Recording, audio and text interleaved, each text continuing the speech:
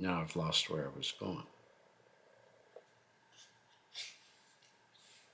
Where the hell was I going?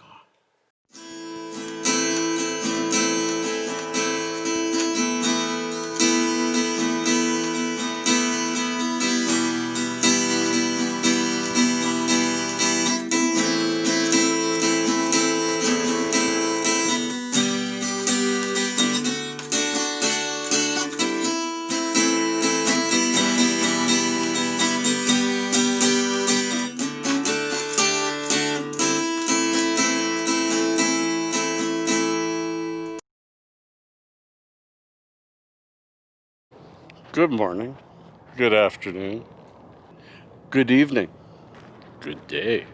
Okay, I did that. Anyways, good morning, friends. Gord, you're hurting happy. I actually have just finished walking 6 blocks at 8 a.m. It is +8 Celsius. With wind chill, it's +8. No difference. So, jacket on, done up, sweater. We're getting to our fall temps. And I just finished walking 6 or 8 blocks, talking to you all, not realizing, even though this camera has a record light,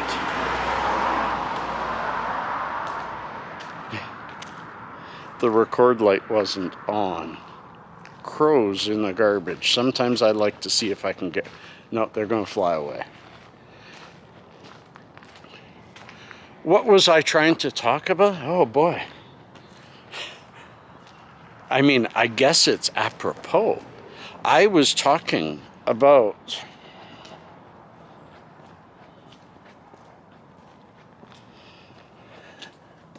what was I talking about to the camera that wasn't recording? I was talking about confusion. I was talking about how we in today's world are trying to glean cues out of our environment, of our past and our present, in order to deal with the future. That's what we always do. But the cues that are in our current environment are, shall we say, fuzzy and full of opinion. We used to glean cues from our environment by digging up the facts around us so that we could make good, honest decisions about our future. So that we could figure out, are we doing the right thing? Do we need to change course? Do we need to find a new direction? Or is the direction we're on working? Amidst all that, we have a media that takes facts that at the base of them are factual, and before reporting it, they're giving us their advice or their opinion or leaning it in a certain direction to try to make you feel a certain way about that fact. It does a couple of things. One, it confuses the receiver because the fact is not encapsulated, it's fuzzy. It's become a fuzzy fact. But two, it destroys the fact. Not only does it make it fuzzy and difficult to deal with and difficult to make a decision from, but it makes it not a fact anymore. It just makes it an opinion based on something factual. Yet it's being reported as fact, and so many people will report it as well and say, yeah, but if not for that fact, I might agree with you. It's not a fact, my friend. No. Somewhere in the basis of that understanding of yours is a bunch of facts. Somehow we got... It's like, you know, that potato with the too thick a skin. I like the skin on a potato, but sometimes you just got to peel it off. Most of our facts Got to peel off that skin. Somebody has put something around it, encapsulated it so that when you take it, you will only take it in one direction. Squirrel right there with the with a nut. This is what I like about mornings.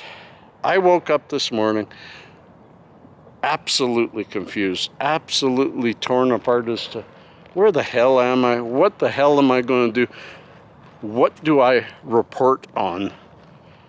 How do I say what I want to say?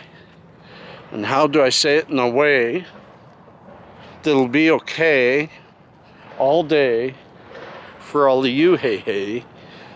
Sorry about that. Seriously, folks, I've been dealing with disseminating opinion and peeling the opinion away from the facts when it comes to my son.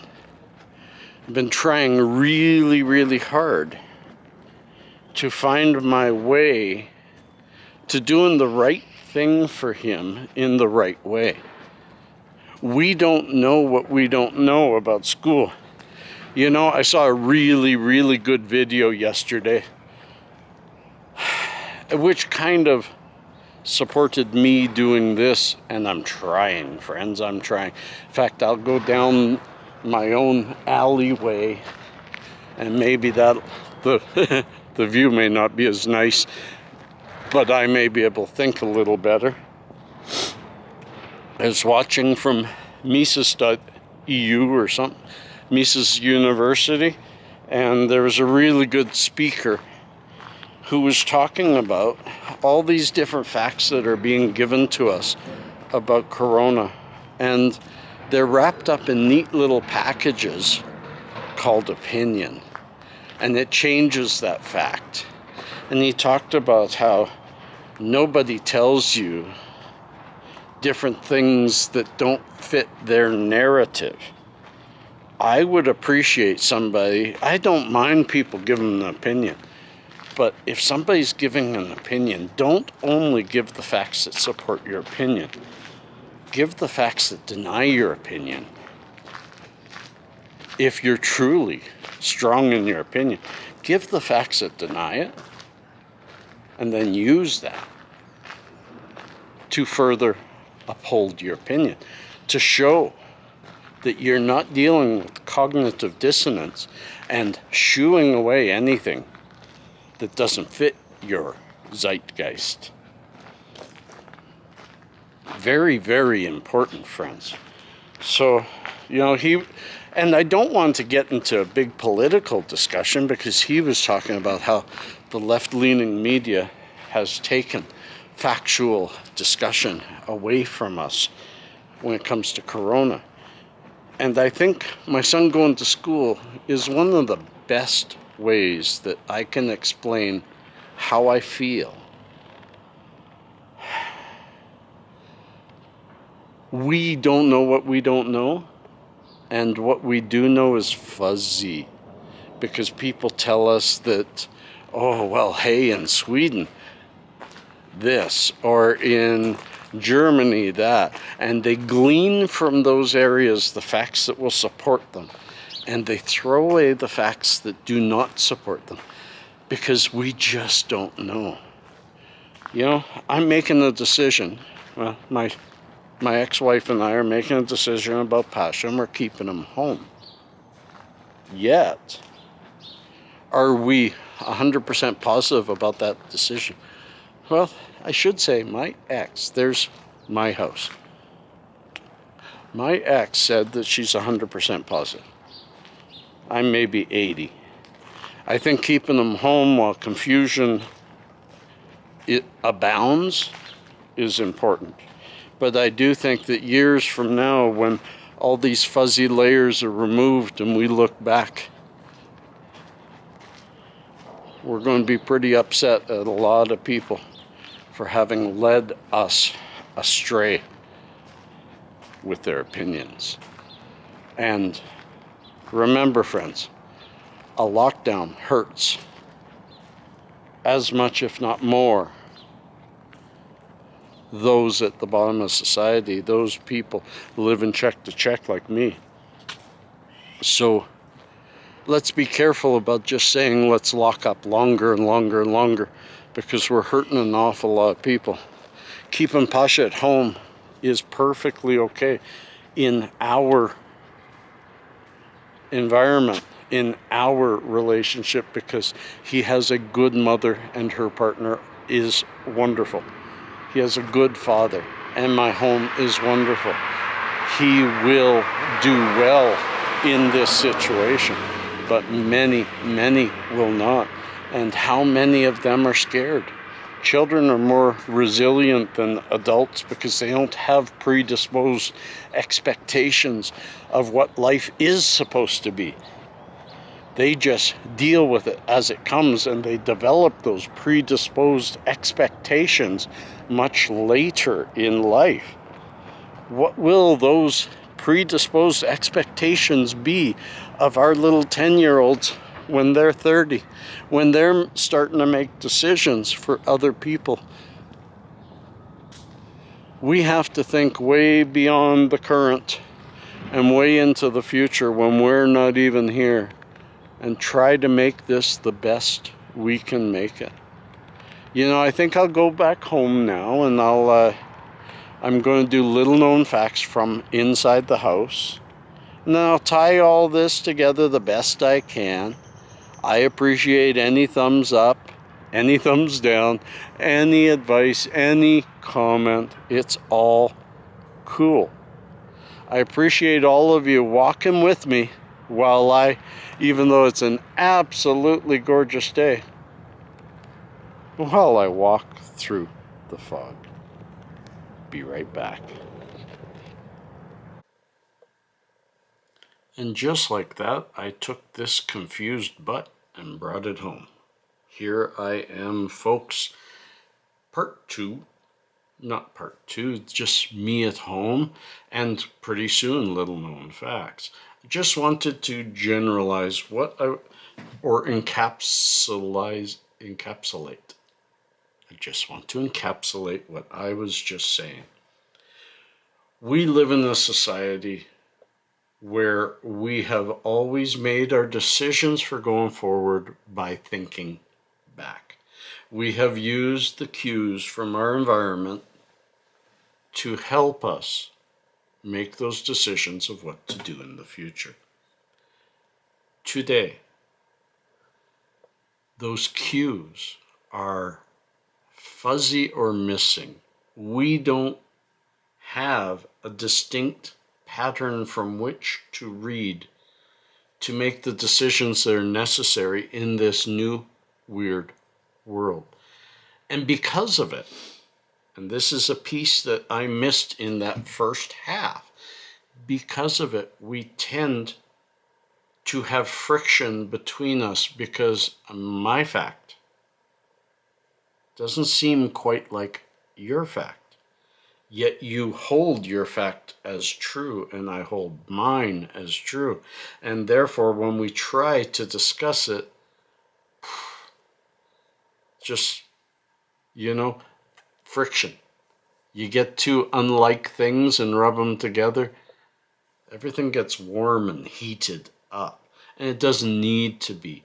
Somehow, we need to be saying, wow, that person doesn't necessarily state things the same way I do. Why don't we find out why and how? And maybe I'll modify my thinking. Instead of, I want to give you an Instagram story. A friend of mine that used to follow me and follows me no more once took a post that I promoted and said, how married are you to your opinion? I said, I'm not married to opinions. Opinions come and go. Information changes. I'm not married to anything. And I'm not, or anyone.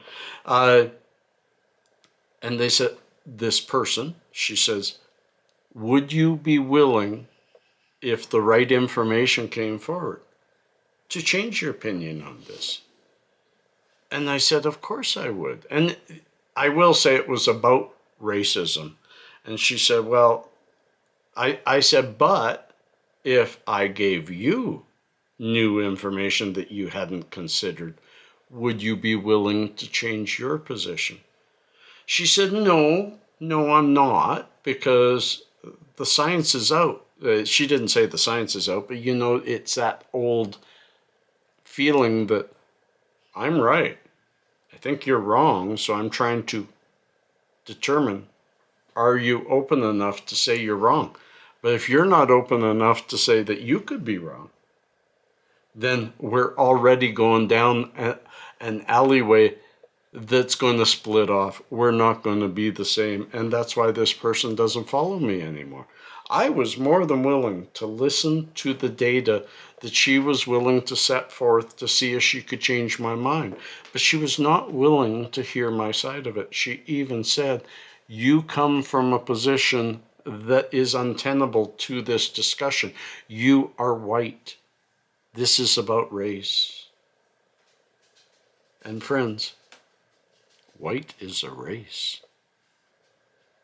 And white people in today's new world are put down a lot. Doesn't make it right.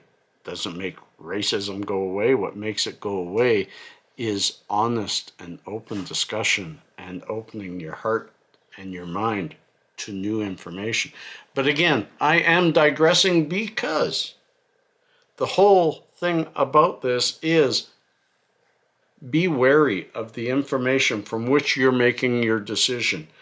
Make your decisions with possible changes to them. Make your decisions as openly as possible so that if you need to change direction, you can without too much angst. Because if you make your decisions too rigid and too hard and you need to change course, the friction is going to be strong. The stress, the anxiety over that change will be strong. But if you make your decision like, I'm doing the best I can, but this may not be it, then you'll have other plans in place for if or when you have to change. I've really rambled a lot today, folks. I don't know if you've listened to it all. Give it the thumbs up if you have. And let's go to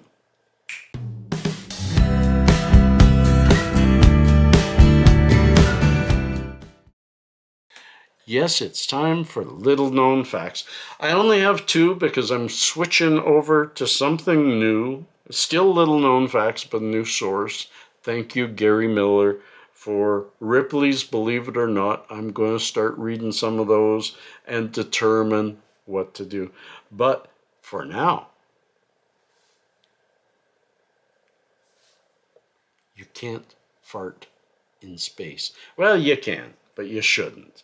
Actually, what the story is NASA, for the longest time, I think they've changed it now, but they banned astronauts from eating beans because you do not want to be in a spacesuit and fart. Instead of looking for low-emission astronauts, NASA banned flatulence-inducing foods like beans and cabbage, sprouts, and broccoli. They were not allowed on NASA's flight menu for a long while because passing wind in a spacesuit damages the suit, and the much lower pressure in the space capsule causes the gas to expand 3 times itself. 3 times the gas. 3 times the stink, my friends. Interesting. Ooh. And there is general agreement among bat scientists that bats always turn left when they leave a cave.